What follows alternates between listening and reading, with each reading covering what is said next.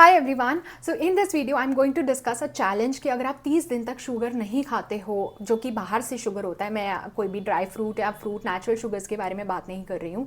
Basically normal white sugar या brown sugar, आपका खांड या फिर जो जैगरी होती है वो सब नहीं खाना है।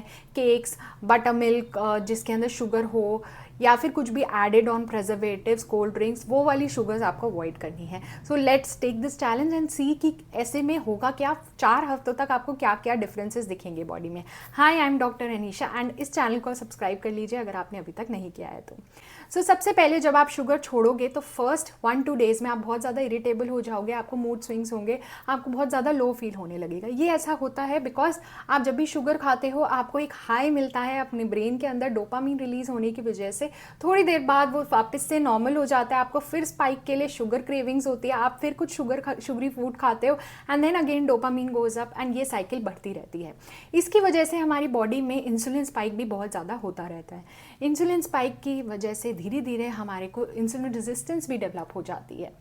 ये इरिटेबिलिटी धीरे धीरे आफ्टर 2-3 डेज नॉर्मलाइज होने लगेगा और जो आपका मूड है वो नॉर्मल होने लगेगा। बट 1-2 दिन और कहीं लोगों में 1 हफ्ता भी लग जाता है। नाउ 1 हफ्ते के अंदर अंदर ही आपकी शुगर क्रेविंग्स कम हो जाएंगी बिकॉज अब बॉडी का जो सोर्स है, पहले वो ग्लूकोज से एनर्जी बनाता था, वो धीरे धीरे ग्लाइकोजन से बनाएगा और उसके बाद वो फैट को यूज़ करने लग जाएगा अपनी एनर्जी सोर्सेज के लिए। शुगर क्रेविंग्स भी कम हो गई। अब आपको वो हाई के लिए हमेशा शुगर नहीं खाना है। सेकेंड वीक के टाइम पे आप देखोगे आपकी जो सेंट्रल ओबेसिटी है उस पर फ़र्क आएगा, ओवरऑल वेट पे फ़र्क आएगा, आपको लेथार्जिक नहीं लगेगा, आपको एनर्जेटिक लगने लग जाएगा। All this is because of the sugar intake. Third week के अंदर मेजर चेंजेस होते हैं आपके बैक्टीरिया में। जो गट में गुड बैक्टीरिया होता है वो बढ़ने लगता है और बैड बैक्टीरिया शुगर की वजह से बढ़ता है, वो भी कम होने लगेगा एंड बैड बैक्टीरिया की डेथ होने लगेगी and bad bacteria will be remove from your body. उसकी वजह से जो आपको एसिड रिफ्लक्स, एसिडिटी की चीज़ें होती थी, ब्लोटिंग होती थी, उसमें भी आप रिलीफ देखोगे।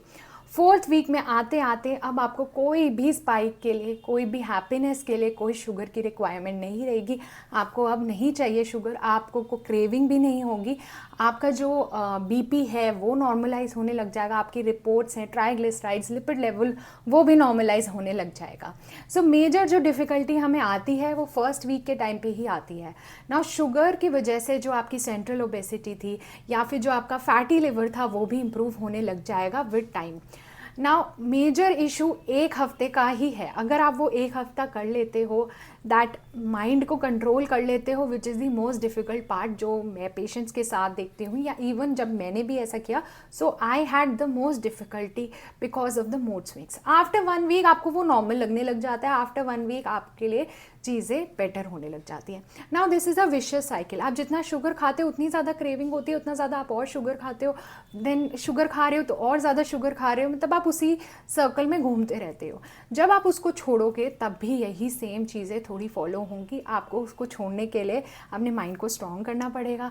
जब आप उसको छोड़ोगे आपको लो लगेगा, लो लगने की वजह से आपको और शुगर खाने का मन करेगा, तो वो उस फीलिंग को आपको कंट्रोल करना है 1-1.5 हफ्ते के लिए। आफ्टर दैट आपको अपने आप ईजी लगने लग जाएगा। So let us take this challenge together. Who all are there in this challenge with me? Comment down below. Let us motivate each other and let us all together avoid sugar and leave sugar as much as possible. नीचे आप comment करिए, let us motivate each other and let us leave sugar together. Take care of your skin.